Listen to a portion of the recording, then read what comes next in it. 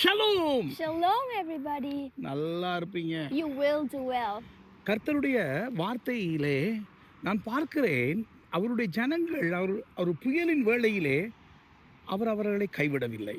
We see in the Word of God that Jesus Christ, when His people were in a storm, He never forsook Him.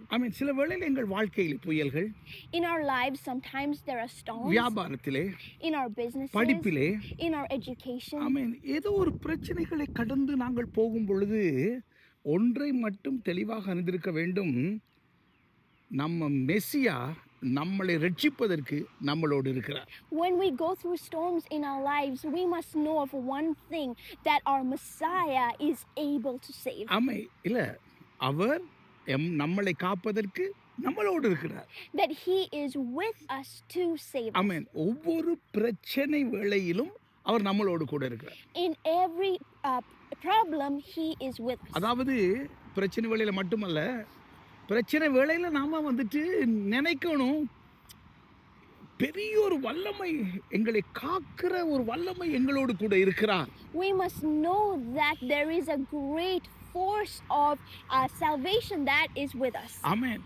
எங்களை ரட்சிக்கின்ற வல்லமை எங்களோடு கூட இருக்கிறார். That the power of salvation is with us. ஆமென். ஒவ்வொரு வேளையிலும், in all times, எந்த பிரச்சனையா இருந்தாலும், whatever problem it is, அந்த பிரச்சனை எவ்வளவு பெருசாக இருந்தாலும், no matter how big the problem is, எவ்வளவு பயங்கரமாக இருந்தாலும், no matter how scared or dangerous it is, யாருமே எங்களோடு கூட அந்த பிரச்சனை வேளையில இல்லாவிட்டாலும், even if no one else is with us during that time, அவர் எங்களோடு கூட இருக்கிறார். He is with us. அவர் எங்களை கைவிடாமல் இருக்கிறார். And He never leaves our us.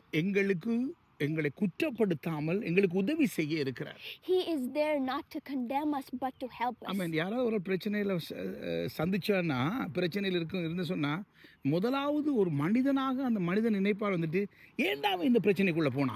Sometimes if a man is in a problem, the first thing that man thinks of is, oh, why did he do this? ஏன் இதுக்குள்ள போனா. Why did he go into this? தேவையில்லையே.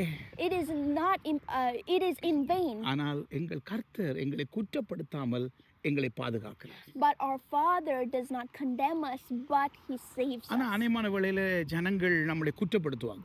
Many a times people condemn us. முட்டாள்தனமா செஞ்சிட்ட. They say you did it foolishly. கேட்க வேணாமா? Should you not listen to me? நீ என்னோட ஒரு வார்த்தை சொல்ல வேணாமா? You could have told me a word. முன்ன பின்ன யோசிச்சியா?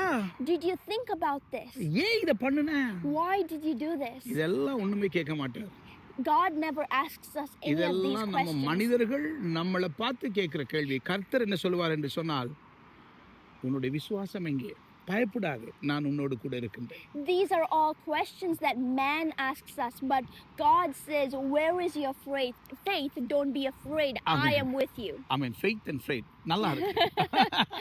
ஆகவே நம்ம ஒவ்வொரு வேளையிலும் அவர் இருக்கிறார் என்ற அறிவோடு கூட முன்னே செல்வோம், ஜெபம் பண்ணுவோம்.